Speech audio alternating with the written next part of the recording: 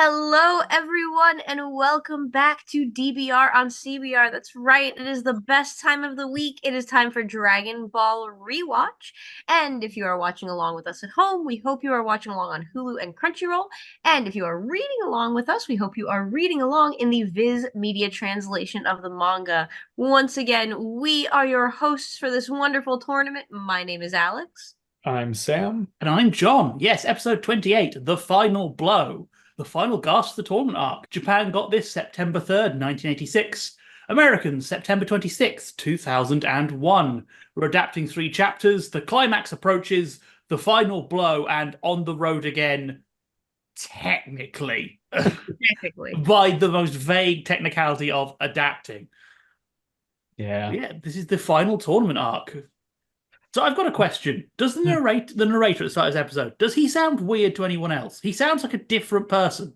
He did sound a little bit more like nasally, I guess is the best way I can put it. Like it might have been something wrong with his mic. For me, the big thing was that the episode recap in this one was like 2 minutes long. Got to pad it out. You have to pad out the runtime. Oh my god. But yeah, the announcer did sound different. Yeah, it's real broadcast quality. Like, we've got to presume that every kid watching may not have seen all the episodes before this. Mm-hmm. You're I mean, just coming in. It's a huge payoff episode. First off, we find out that Roshi, what's the Muppet Christmas Carol line? And Goku, who did not die, is is alive and well. And we get to the end of the tournament. We find out who the winner is. We also get a lot of naked Goku. Oh, so much naked Goku. I love the fact that they do the start with like Bulma and Yamcha and Oolong are all yelling at Roshi, calling him Krillin's calling him a murderer. Yeah. Which Roshi could have solved this problem in about 10 minutes earlier by just immediately saying what he had done rather than standing there dramatically for a few minutes. Yeah. We need the drama. There's no way this is happening without a little bit of Roshi drama. Roshi went to the Kabuki school of thoughts. Like, no. I will finish my scene break. Let it hit, let it land, and then we're gonna do the next part. And if he hadn't done the scene break, would have saved him hours of fighting Goku because he doesn't call on the announcer until after he's revealed what he's done. Again. 4 hours. 4 hours. Yeah, they've been fighting for 4 hours. So how long is this tournament? Like, this is a one-day tournament. So they've been starting this for a while. I assume they took a break after, because the Monster Beast gear and they take a rain delay. And I just assume that they showed up again like the next morning. Like otherwise, like that's how quick was that rainstorm? It looked pretty dark out there when that happened. So I assume this one took over the course of like maybe 2 days, not counting like preliminaries. Time just doesn't matter in the Dragon Ball universe. We all know that. Like, how long did it take Namek to blow up again? But 5 minutes. 5 minutes. 5 minutes across 10 episodes. 10 episodes? Not even counting the filler episodes? No, I think that's high. Yeah, it's 10 episodes in Kai. I think it's like 20 in Z. Endless 8. But yeah, it's I do want to, like, in the very beginning, I do think there's some very good comedy moments, especially with Roshi and the announcer, where, like, you mentioned it last week, where it's like, start counting, just start counting. And this is where we see the folly of what I pointed out before. When they said last episode, like, oh, the medical person's on their way. Why isn't the medical person where the fighting is? See, this would have been resolved quicker if they had better first aid. It all would have been much easier. I also do want to point out the announcer is much more upset at the moon being blown up than a 12-year-old dying. Maybe he's not a dad. Yeah. I mean, Goku did ruin his interview earlier.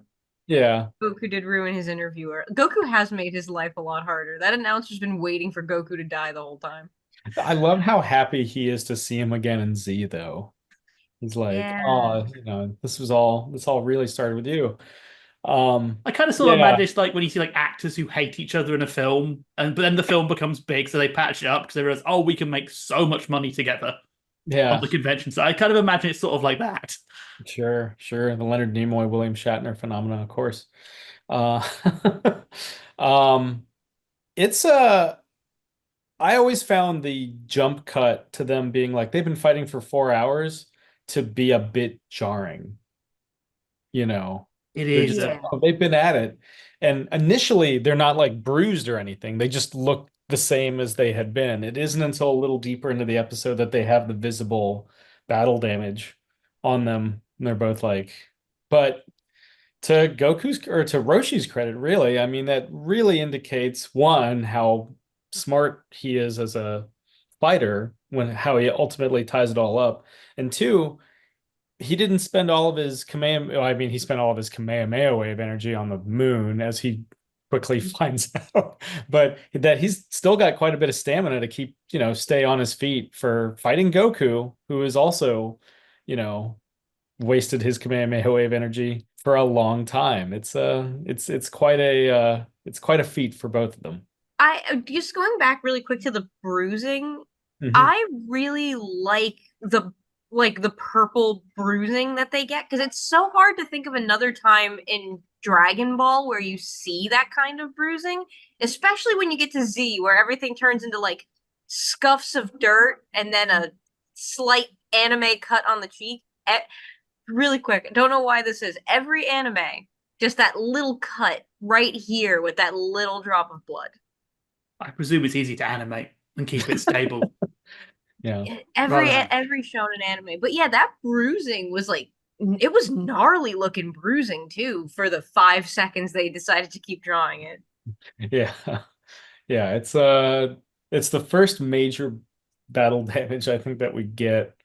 Um I assume Roshi uses cover up at dinner after the fight. Which he applied in a bush. Yeah. Can There's I a just really well let's focus keep on the fight, but remind there's something that happens right after he's crowned winner that I always laugh my ass off whenever I watch this episode. What I really like is that the hand-to-hand sequence they have is so smooth. It's such a Yeah. like there's some moments you get in these early Dragon Ball where it's like the animators are just showing off at this point. Like that sequence is one of them because it's just so smooth, just a very stable focus to show that we're not cutting away for any little tricks here. We are mapping blocks and strikes and feints. It's very good. As I said, it's a shame that it kind of stops as soon as it starts because some more of that would have been lovely.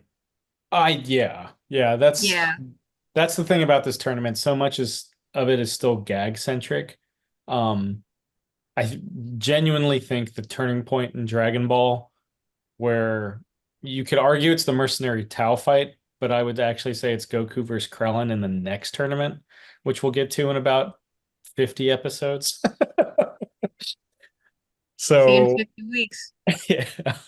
Um, yeah, the I do like when they actually focus on genuine fight choreography rather than, Goku running around the stage like a mad dog. Which we got last, week. Mad But Monkey. Yeah, yeah, Mad Monkey. Mad Monkey, Mad Um, Dog. yeah. Well, in the manga, he's like, I'm using Kyoken, which is like angry, and he's just like, no, that means mad dog. Mad Dog. That's the pun in the manga and the Japanese dub.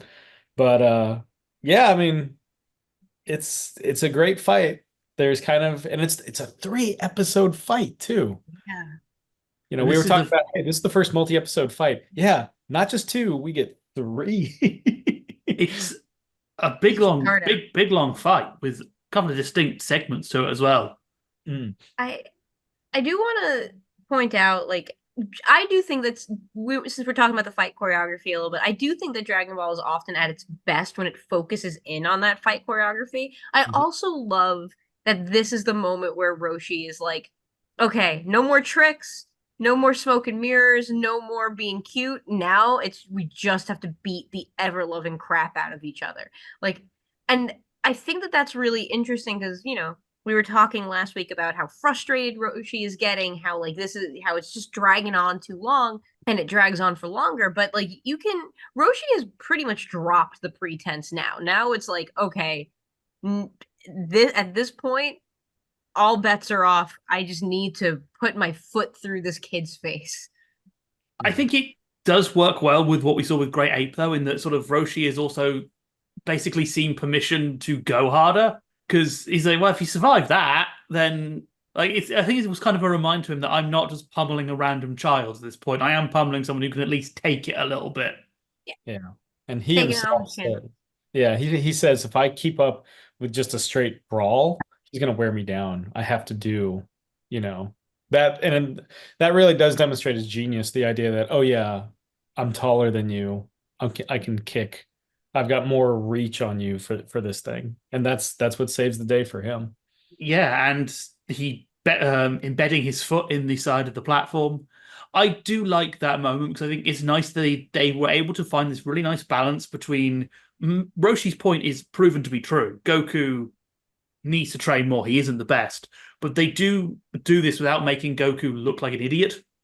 Yeah. Like it would be very easy. The reason I think a lot of tournament arcs default to the hero winning is it's very hard to have the hero lose while not sort of undermining everything you've been doing with them. So that's why most of them resort to shenanigans or random weirdness, like, oh, like sort of the backy fights where it's like, some weird disqualification rule we've just introduced.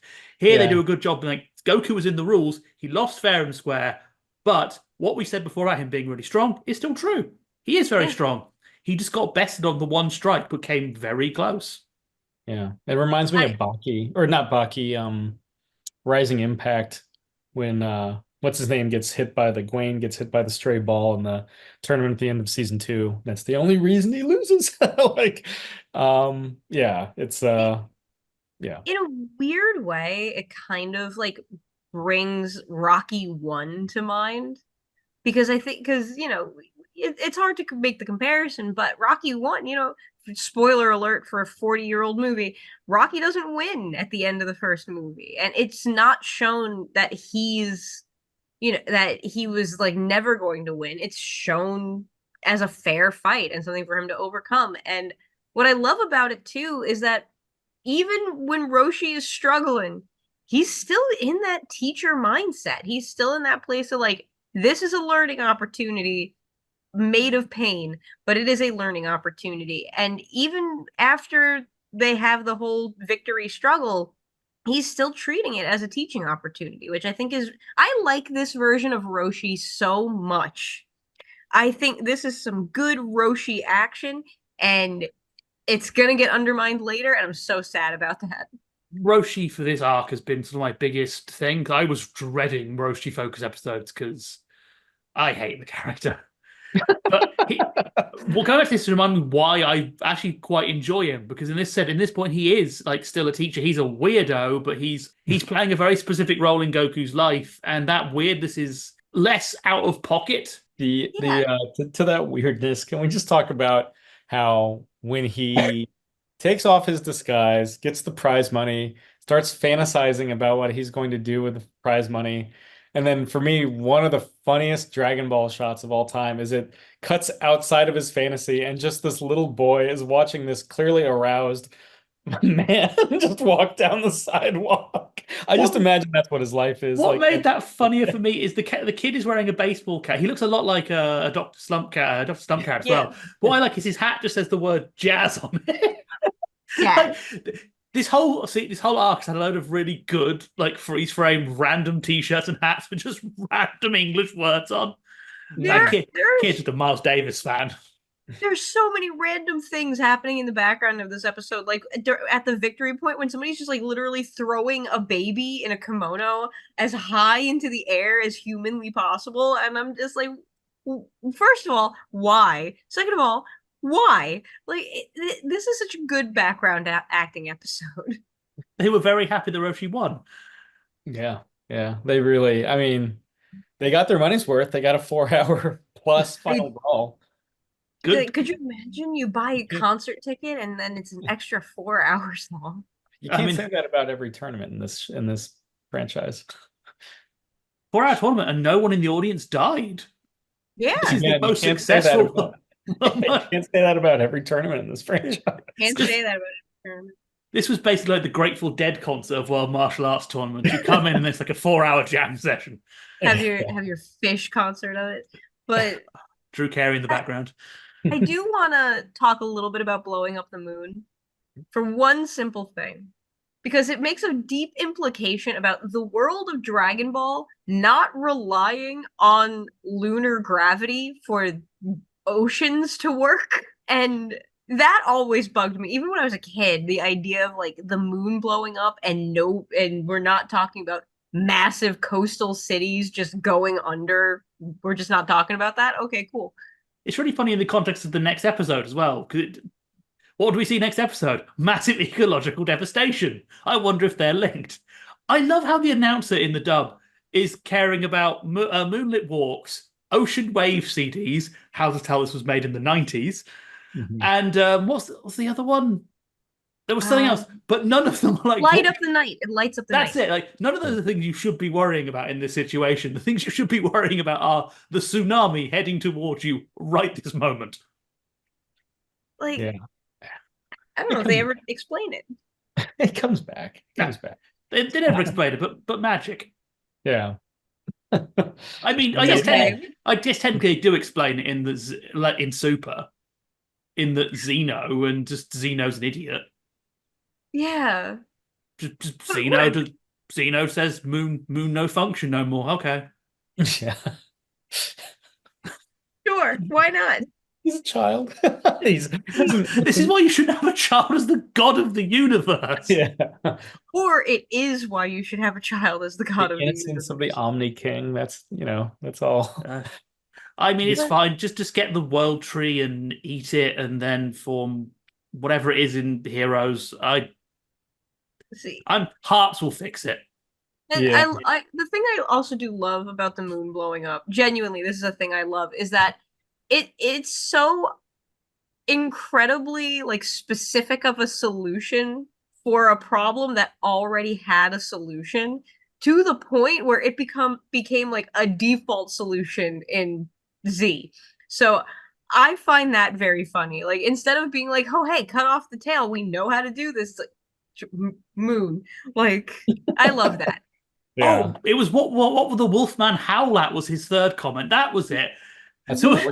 Which kind of does justify Roshi in his weird roundabout way, if we presume that sort of the Wolfman a la Universal Monsters exists in universe.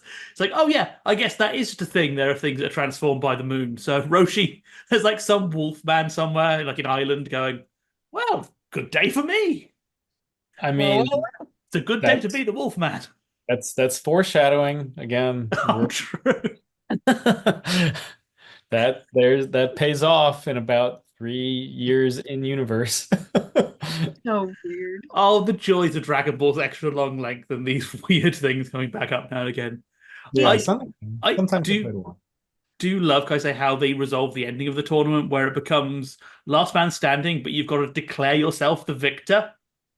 It's such a bizarre last minute rules patch. Yeah. It's like double KO. We've never seen this before. What do we do? Penalty shootout. Stand up and say you win. Yeah. Also, kind of do it. Kind of unfair for an international tournament, considering it's heavily implied you have to say it in English. Yeah, or whatever the dragon speech is. Dragon world language. Or Dragon speech. Ooh. Yeah. It would just be very unfair, because like the dog, so that means the dog who's leading this can't win because he doesn't speak. No, we don't know that he can't speak.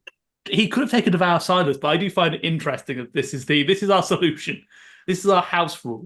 You know, we're coming up with it on the fly. Like, I've done weirder things DMing in Dungeons and Dragons. Like, I've come up with weird, like, because that's kind of the energy of the World Tournament arc, where it's like a DM just like, people keep doing stuff and you just gotta roll with it. That's the energy of the tournament arc. Yeah, it's kind of like Taskmaster rules. If it's not on the card saying you can't, you can. I did find out that I always presumed Roshi gets his winnings in a white envelope that looks like they're giving him drugs. Yeah. I always presumed that was a alteration in the broadcast version to hide the fact, because we all know that Toonami hated showing foreign money for some reason. Yeah. I presume that was an edit, but apparently it's not. Apparently that is just what happens. No, it's because they gave him drugs. Yeah. Like That's how much it that's costs. Yeah. what he paid for dinner with. He paid for it in drugs. Oh, talking of actually edits, I love that in the manga, when Goku asks for more, the guy in the restaurant tells him they're out of everything. He literally ate that restaurant away. Of all the Goku or Saiyan eat sessions, this is the one that always consistently gets me the hungriest. I was going to bring Everything up looks so good. it's very like I know sort of Studio Ghibli food looks so tasty.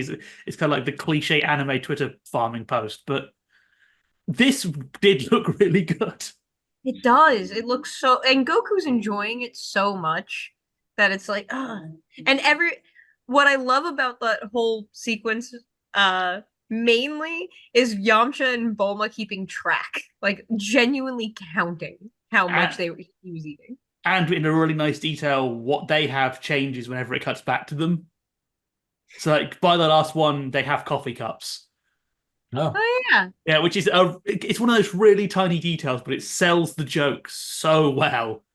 I also find it funny that they did the figure of adult Goku eating, but the diorama they comes with it is clearly this restaurant from this scene, Hmm. because it even has the whole pig as a the, Huh. separate piece. the delicious restaurant. The Yeah, delicious. Yeah. Hey man, I live in New York City. I've seen 3 versions of that restaurant walking home. Yeah. uh, I I it's such I a live. small moment too, but when Roshi's just like, "Can I get some pepper?" I love that moment. Why relax? They do the one. I live in Canada, and we have local to me. We have 3 delicious restaurants, which is made me laugh a lot in that scene. They do the single frame faint up, faint again, Mm. which they've done it before, but it's funny every time. Just a quick Goku thing. Master Roshi inadvertently in this tournament may have led to the almost death of the universe in Super. Because this was the tournament where Goku looked at Jackie Chun and was like, "Wow, you're so strong. When I get stronger, can we fight again?" This is the moment where he got hooked on the cocaine. Yeah, yeah. It yes. Roshi doomed the multiverse through this moment. I mean, it back like many of Roshi's plots, it backfires in a way. I mean, he's all about like, oh, I want my students to know there's stronger people out there, so they'll try harder. And Krillin kind of almost, you could argue, outgrows it when he gets married and has a daughter, has Marin, but Goku never does. Goku's like, this is it, you know. So it works so I mean, again, Roshi's genius, but it's a wish on the monkey's paw in some ways because yeah, it does put him in some hot water in about It's a double-edged sword though, because like the question is if anyone else had invaded, would this have happened? yeah. It, it's such a weird question to ask, but it's so interesting. It's interesting in a way because Dragon Ball is such a big and long series. Being able to point to moments this early on and be like, "Oh, this is why Goku pathologically needs to fight everyone he sees." Like, I don't know if either of you have seen the meme on Twitter where someone is just like, "Oh man, I got stronger today. I topped my personal record." And then all of a sudden they just have a shadow of Goku in the background. Yeah. Like that meme starts here. I think it's cool because it's. I know we all joke about Dragon Ball being very loose, especially when you sort of get into sort of super and heroes and all this. But I think it only works because you have these moments that are kind of universal in a weird way. Like Roshi's whole lesson here does at points feel like it's not talking to Goku, it's a moral to the children at home. Keep trying in school and always get better, but we're doing it through this Kung Fu tournament. But because it's such a universal moral, it does work for the show later on as Goku grows. It's interesting that I think even though we mock it for this looseness, it does have this relatable core which you can build off, and that's why it feels so timeless. Mhm. Yeah. Yeah. I mean, it's and it really does set more than just Goku, it sets the course of the entire series. or the entire franchise. It's weird because the series kind of we're about to see it go back into like adventure on the Journey to the West-esque on the road adventure for really like the next 20 to 30 episodes, which is interesting. And sometimes when it does it, it works. Sometimes when it doesn't, when it does it, it doesn't work as well, which is to say Dragon Ball GT kind of is a back to the on the road adventure stuff. But this is, I think, I really do think the tournament arc is where Dragon Ball finds itself in a lot of ways. Yeah, this sets up so much going forward. Yeah. Can I just point something out as well? One of my favorite changes between the Japanese and the American version is the big muscular woman who sees Goku naked. Because in the Japanese version, she says she hasn't ever seen male genitalia before. I'm not going to avoid the word. In the American, she says, I shouldn't be looking, but I am. It's like, well done, guys, you've made it worse. Yeah. Oh, that whole sequence of events where Goku is fully ready to fight Roshi naked, which number one, hilarious. The best part of the whole thing is where he refers to them as sirs, and then he's like, "Oh wait, you must be girls, right?" And he's like so excited, and then the announcer is like, "You're gonna get me fired, man. You got to put on some pants." And Yeah. Krillin's there like, I love that Krillin made a tail hole. That's a lovely little moment that just It's so really this episode caps off two nice running jokes in a really nice way. One, Goku at the end says, Krillin's like, oh, you would have beaten him if you weren't hungry. And Goku's like, no, I don't think I could have.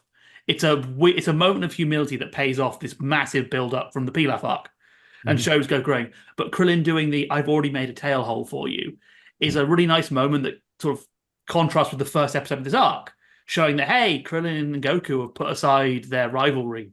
And Krillin now wants to see him win and knows Goku really well. I really like it. It's cute. It's really cute. It is. As we come to the end of the episode, just one thing, we are at the end of an arc.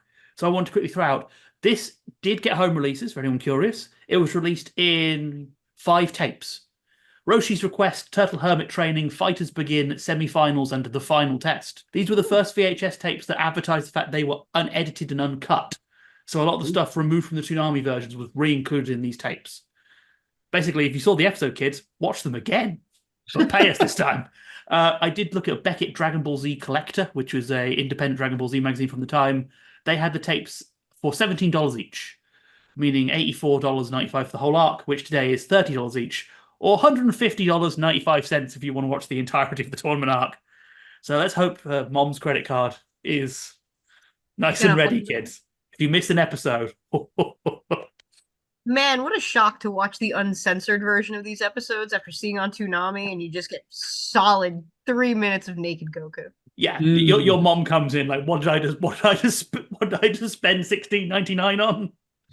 I will say, I do think that one of the reasons, touching back to the beginning of our conversation, one of the reasons that Toriyama had Roshi destroy the moon is because he just enjoyed drawing Goku with a tail, and he didn't want to take that away. He's like, I've given it back, and we're going to keep it. We're going to keep it forever. He's never going to lose it again. It's such an iconic image. I 100% believe that even Shonen Jump were probably like, look, we can sell 10 times more figures of tailed Goku than non-tailed Goku because he looks so unique. So tailed now. I still think one of the best things that Dragon Ball Z Kakarot did was give you the fishing option to have adult Goku with a tail. Adult Goku with a tail is my favorite design on Goku. Like, I don't know why. It speaks to something in my soul. Oh, we are coming to the end of the episode. So tournament arc done. We're 2 arcs in. Yeah. 2 whole arcs. God. It does not feel like it. Not at all. Not at all. Final thoughts on this arc. Review. One of my favorites. I like it better than the next arc, though, there are certainly moments and sub arcs within the next grand arc that I enjoy, which is to say the Red Ribbon Army Saga. I mean, everybody knows it at this point. So yeah, there's some sub arcs in the Red Ribbon Army Saga that I enjoy, but for me, it's always about the tournaments when it comes to Dragon Ball. Those 3 tournaments that really set the 3-act structure for the entire series. So bittersweet to see this one go, but it means we're moving steadily forward. I love a good tournament arc. This is the granddaddy tournament arc. This is the tournament arc from which all other shonen anime tournament arcs are cut. And this was great. I had such a good time with rewatching it and getting sitting on the edge of my seat again and genuinely getting sucked back into the story.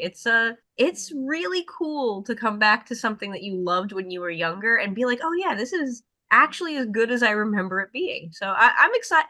I'm actually a little bit softer on Red Ribbon Army. I actually really enjoy it because of how out of left field it is. So I'm excited that we're getting there, though. Yeah, I'm the same. I was sad to see the first arc go because I love that tone so much. But yeah, it's amazing this is better than I think I thought it was as a kid. I think going back now, sort of seeing what the tournament arc has become, this sort of feels like, yeah, this was really good. They hit the ground before the format was established. They kind of perfected it, as proven by the amount of times I have been making notes of these episodes, got sucked in and stopped making notes and ended up watching 4 in a row and then had to going, oh God, I've got to go back and do it again. And then I've had that happen during rewatches while doing that. So I think that's like the ultimate thing for me. If a show, even now, when I know exactly how it ends, I can like list out when Goku does things. But in that moment, I am 6 years old again. And I'm still like, oh, is Goku going to win? That's to me the mark of really good writing. It's the mark of really good writing, which is why everybody's going to be sitting on the edge of their seats for the continuation of Goku's magical journey next time on Dragon Ball. So, my friends, thank you so much for joining us. It is the end of the episode with DBR on CBR. That's right. This has been Dragon Ball Rewatch, and we hope you continue to watch along with us on Goku's magical journey on Hulu and Crunchyroll, and we hope you read along with us in the Viz Media translation of the manga. Once again, we have been your hosts. My name is Alyx. I'm Sam. And I'm John. And we'll see you next time on Dragon Ball. Bye!